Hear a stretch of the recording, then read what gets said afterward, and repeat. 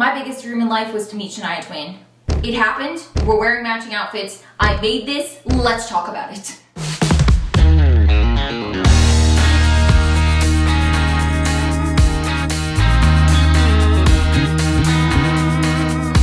But first, hey guys, I'm Mackenzie and welcome back to my YouTube channel where I take you on the behind the scenes of my latest costuming projects. Shania Twain is such a visionary with her costuming. It has genuinely changed my life and sparked an interest in fashion for me since I was little. And famously, Shania Twain has worked with designer Mark Bauer, who is responsible for both of these iconic designs. I already recreated the leopard look from That Don't Impress Me Much to wear to a concert 2 years ago, and it was amazing. We matched at that concert, so I'm trying to go for round 2 because I know she brings out the man I feel like a woman outfit, so it would just be amazing if I could wear it while she's wearing it, and maybe she could see me and it would be the best day of my life. So let's recreate this iconic look to wear to her concert in Las Vegas. Okay, let's go over the supplies. You might be thinking 4 bolts of satinish fabric is way too much for this project, and you would be right. We're gonna have to take a close look at the reference pictures to figure out which one of these or which few of these we're going to use. A matte black satin taffeta, just straight up black taffeta. The taffeta is definitely our thickest and most stiff option, but I don't know that I love it because it kind of like is giving cheapy. Based on looking at the reference pictures, it looks like the inside of her jacket is pretty shiny compared to the outside. So I'm planning to use this super shiny black satin fabric for the lining of the jacket. A stretch black satin. Okay, apparently it stretches this way. Since this is a costume and I'm wearing it to a concert where I'm gonna have to be on my feet for multiple hours, I've decided that I'm not going to buy a pair of boots, so I think I'm gonna make boot covers. So that's why I got this stretch black satin, because I need to be able to like bend my knees and stuff. Okay, and then for our non-fabric things, I have decided that maybe I might need an emergency mini skirt, so I just ordered this one on Amazon. It is a shiny black satin, and it's like fine. Also got these black opera gloves on Amazon. I'm just gonna undo the side seam and insert my little fringe. And this fringe was impossible to find. It's actually exactly perfect. I need to present it to you. Ooh. I think I might be procrastinating by spending literally so much time trying to figure out which fabric to use for the jacket and corset. I think I'm gonna need to like really lock in on all the reference pictures and behind the scenes content and report back. I'm just going through Mark Bauer's Instagram. Okay, so this is Shania's outfit. She's been wearing it on this tour. Is it taffeta or is it satin? I'm gonna send him a DM. Okay, I'm onto something. This is what I want to show you. If you look at the description, it says black satin double-breasted coat. I think with that information, we can go ahead and start cutting things. I have the final update on what the heck fabric this is made of. Going back and forth about this with my mom, so she just commented on this picture that Mark Bauer posted of Shania in the outfit. Is it satin or is it taffeta? And he just replied. I know she didn't even tell me that she commented this, and then I see that somebody asked it, and it's my mom. And this has been a whole side quest to get here. But how exciting! I think he said that he'd love to see it when I'm done. So now the pressure's on because Mark Bauer, the original creator of the iconic Man I Feel Like a Woman outfit, is going to see my costume, maybe. No pressure! I got this pattern on Etsy. I'll link it in the description below. It is a ton of different paneled pieces for a long line bustier. I'm gonna alter it a little bit to open in the front and have those clips up that she has, and then I decided I'm going to make the back a corset because I want it to be able to have a snatched effect and fit me for the rest of my life. I think it's actually fine. I don't really know that I'm gonna need to alter it that much. I might not need the extra piece on the back. So let's start cutting. Now that I'm finally brave enough to cut into the fabric, I cut 4 of each of these pieces out of my matte satin fabric and then 2 of each out of a duck fabric that I'm gonna use for stabilization because I don't mess with interfacing that much, and this works fine. I'm attaching the duck fabric right to my top layer, and that's gonna be where I put my boning channels in. So I'm creating a bunch of fabric sandwiches, and then I had to be really careful to make sure to label these pieces because they kind of all started to look the same, but I figured it out. I have made 2 halves because it's gonna clip in the front and lace up in the back. But I started doing some like test work because I'm going to be putting boning channels in here, obviously, to mimic what hers looks like on each of these seams. But I want the front to have a like stable and stiff closure, but it doesn't have a noticeable seam there. So I went ahead and sewed it down to this like seam allowance that was left over. Okay, see that? That is sewn through the actual boning because it's sew through boning. And then when I fold it over, on the edge here, it makes a nice crispy flat line. And, oh my gosh, I'm going to use these as the closures. I used it on my Elizabeth Swann cosplay, it just closes like this. But I want to make sure it's far back enough that you can't see these silver bits. When you flip it over, you won't be able to see, and the connection point will be right between these two, and they'll line up perfectly. It's working. Okay, amazing, that worked. So let's do it to the next half. I'm taking the front panel of the lining piece and sewing that down to the front panel of my exterior piece. And to make sure it doesn't get wonky, I do a top stitch on the inside so that you don't see that from the outside. Then I iron it down, make sure it's nice and crispy, and I'm placing my hook and eye trim. And I'm careful to sew this only to the inside lining piece so that you don't see the stitches on the front of the bodice. And I thought doing a stitch in between each of the hook eyes would make it stronger, but it did not. I'm just gonna take in a little bit in a few areas, and then we're rocking and rolling. Once I have it fitting the way I want to, I'm now marking out my boning channels that are going to be about 1/4 of an inch wide to fit my boning. Then I slide the boning into the channels that I made, and because I was thinking, let me make this like very professional, I used my serger to serge the edges so that it's like clean on the inside, even though that doesn't really matter. And with the outer part finished, it's time to line it. So I assemble my lining and then attach that to the inside, mark out where I want the edges to be, and then flip it inside out and sew those down. I just did a very tricky part, and I'm worried that this is popping out too much when I pull it tight like this. See, it's really doing that. Like, what? It's really doing this, which is not great. I thought that maybe the problem would solve itself if I put the grommets in the back and was actually able to lace it up instead of just holding it together with my fingers, but that was not the case. It was still doing this when I put it on after I had everything assembled, and I didn't know what to do, so I just went on with the rest of the project and dealt with it later. But here it is tried on with the miniskirt, and like it's a problem because look at you can see my skin and where the miniskirt starts, and it's just wrong. Okay, moving right along, I finished the bodice and now I'm going to work on the boots. Found this thigh-high boot pattern on Etsy. I will link it below. It seems like it's way too big. So we'll just take it in and alter it to fit my needs. I was thinking that making boots would not be that hard, but low-key this took me like 4 days because I kept getting frustrated with how much tailoring was involved, but it ended up working out. So I just cut all the pieces out of my fabric and then cut an interfacing for the front 2 portions, and I'm leaving the back area with the zipper stretchy because I felt like I needed some leeway with my leg. And this definitely would have been easier if I didn't insist on doing interfacing, but I was worried that the thin stretchiness of this fabric was going to make it look like I was just wearing satin socks over my boots, and so I was insistent upon using the interfacing, and so I basically just assembled it according to the pattern and was fitting it over my boot, which ended up also being difficult, but it worked out. It just took forever. Fitting them was like, take them on, take them off, pin them, fit the exterior, fit the lining. Oh, it's not right. Oh, one's taller than the other. So hopefully they should be okay right now. And do you love my carrot socks, yes or no? Getting these to fit around my leg and around the boot was a labor of love. They're a little lumpy bumpy. I'm taking them in one final time. Why are they taking so long? After so much taking them in, they are actually perfect, and here's the crispy zipper. Let's move on. Choker, I did make this little mock-up. So this is 2 inches. I think it's gonna be a good size. I have to make it loose enough and maybe adjustable so that if I get overstimulated, I can loosen it and not feel like I can't breathe. I'm gonna sew the trim right to the edge here because hers has that visible like loopy bit that you can see on the reference pictures. And after the tumultuous experience of making the bodice and the shoes, which are so tailored, this is so easy in comparison. I just cut out my 3 rectangles, layer them on top of each other, sew it down inside out, iron it down, and then close in my edges and put a button in the back and just make sure it's not too tight on my neck so I don't feel like I'm gasping for air. I can't believe how spot on this trim is. Sewing this down and finishing the choker was like one of the most exciting pieces because I feel like it just really started to come together, and I can't get over how perfect it is. In a perfect world, I have a beautiful vintage silk top hat for this costume that fits my head perfectly and isn't too tall but isn't too short. But because those cost like in the ballpark of $300, I have a couple ones that I got on Amazon. Let's try these on. When I open this one, I realized it has this giant glue stain here. I don't know if you can see that. Won't come off. It's like not too bad of quality.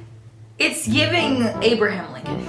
I don't know. But if I put it down further in my head, I mean, it's very tall. So this option is good, not great. Let's open the other ones. They're actually leather. I got these because they seemed like the right height in the photos. I got 2 different sizes. It smells weird. Oh, wait, period. Why is this like so nice? And it's giving very much yeehaw. This is the small. Okay, good thing I got the medium because this immediately hurts my head. This one's a little lumpier. This is giving one, I feel like I need a cane and a one-man show. Ugh! It's really hard to pull off a top hat with no makeups, my glasses, and sweatshirt and pajama pants. First impressions, I'm leaning towards this one. I also got this fabric that goes over her face like this. You get the idea. Hello? Can you just get in there? We're trying to see something. I think the hat is too big. Let's go option 2. I think it's this hat all the way. It just has it has the right energy. I think we found our hats. I feel like a villain. Do they let you wear top hats into concerts? All right, enough of the hats. The last thing in the world of accessories is the gloves. I think we're gonna go with this one. I have to put on a tank top to show you what these look like, so one moment. Okay, I do have some fixing to do on this top still, and I'm wearing pajama pants, but that's not the point.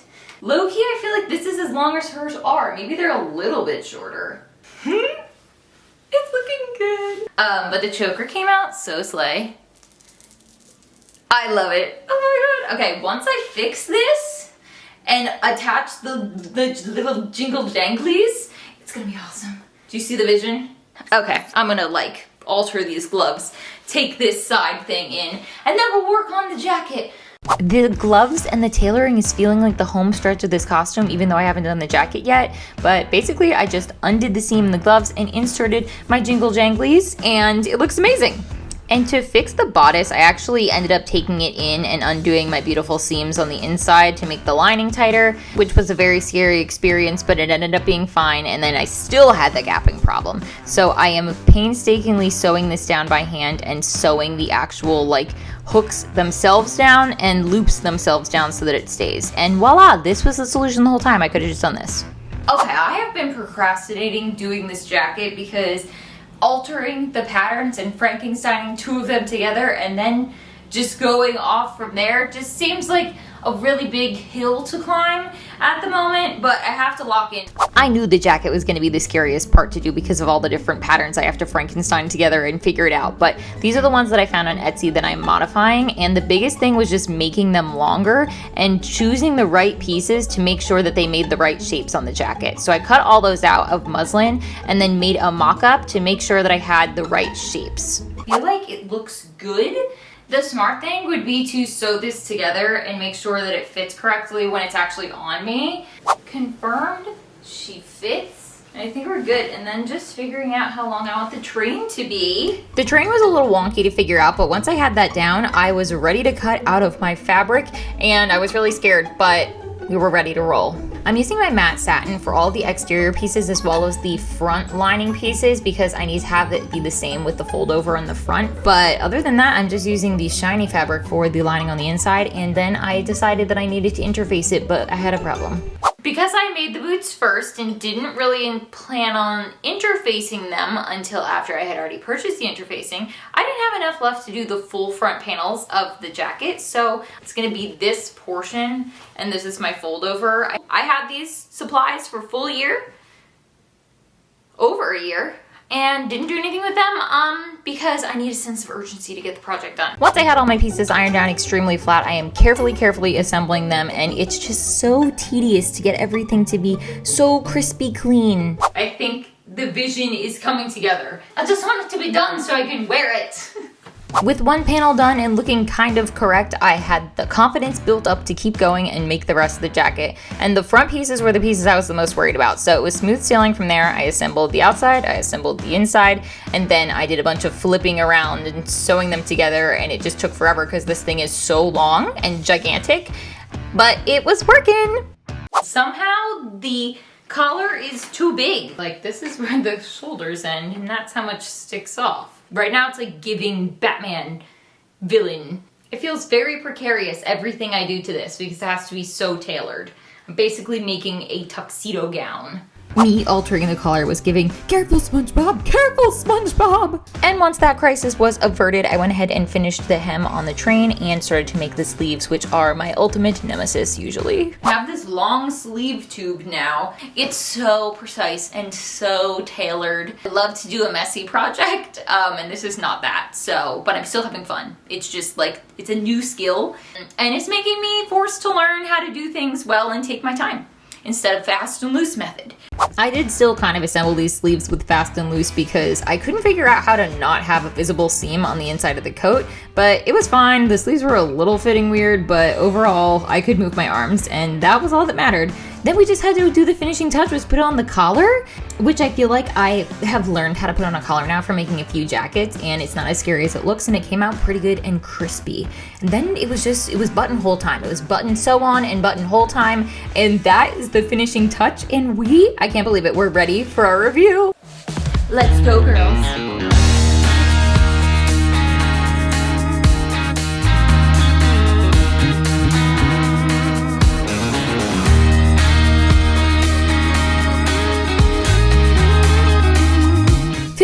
In my living room was a childhood dream come true, but let's take it a step further, head to Las Vegas and see Shania Twain while wearing the same outfit. Dressing up for events like this is so fun because I'm in a room with people who get it. Like, this is the target audience for this type of costume, and because I was wearing it, I was able to meet two amazing people in the front row who let me stand in their spot when Shania came out wearing the outfit and facilitated one of the best moments of my life. And there's a few people here tonight that are paying homage to this outfit. You did a great job. I made it. You made it yourself? I've loved you since I was born in 1996, so I've been obsessed with you since then. Well, we should get a selfie. Are these your parents? What? My parents are over there. No, but she's gonna. Yeah, don't lean on that and just falls. Okay, sorry. Okay, so awesome.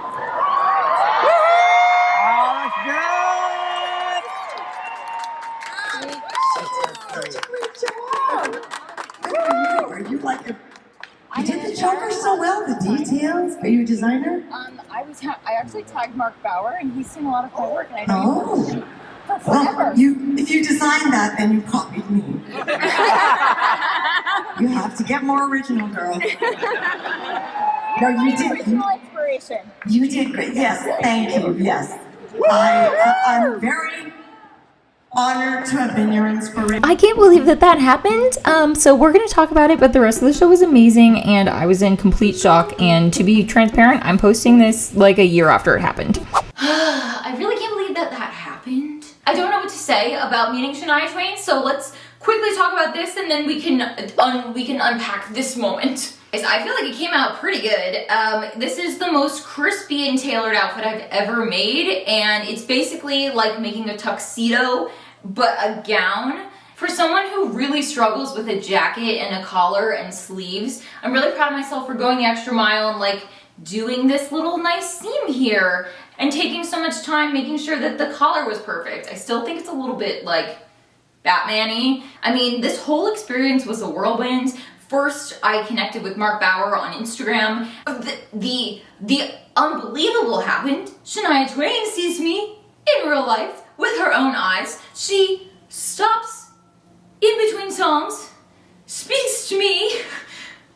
I don't remember what I said, but basically I met the kindest, most generous, amazing people in the whole world. My friend and I were sitting third row back in the pit, and we happened to ask this beautiful, amazing woman in the front row to take a photo of us. We started talking a little bit about our mutual love for Shania and how I made this outfit, and I was hoping that she would wear it again tonight. And then, you know, pleasantries, time passes, the concert passes. So she does a couple outfit changes throughout the show, and at the end she comes out in this outfit, which I had seen from TikTok. So I had it on pretty good authority that I knew that we were going to be matching. So she comes out, and Dawn, my friend from earlier who took the photo, we make eye contact. She comes over, she pulls me. I don't have my phone. I'm freaking out. She's like, puts me in her spot in the front row. I'm dancing, it's so fun, I can't believe it, we're matching, we both have top hats, we both have this outfit, and she sees me. I don't know, I did the most perfect hand heart, don't know where that came from. Then I'm like, oh my god, she saw me, that's the best day of my life. And then the song ends, and she starts walking towards me, and she's like making an intro monologue about how everyone's dressed up so nice, and some people really went the extra mile, and then I'm starting to panic, and she's coming over and she's looking at me and she's talking to me, and I said some sort of gibberish about how I made this outfit and I've loved her since I was born. And then after we took a selfie together, and then after the interaction was over, I just started immediately sobbing for the entirety of Party for Two. Anyways, that was like my #1 bucket list item, and it's done, and I don't know how to go on now, so. But thank you guys so much for watching my video. Don't forget to like, subscribe, comment, and come back for more cosplay content, because I'm back and I'm ready to make whatever passion project reignites my sparkle, because I need to make costumes or else I'm just sad. Anyways, I'll see you guys in the next video. Bye!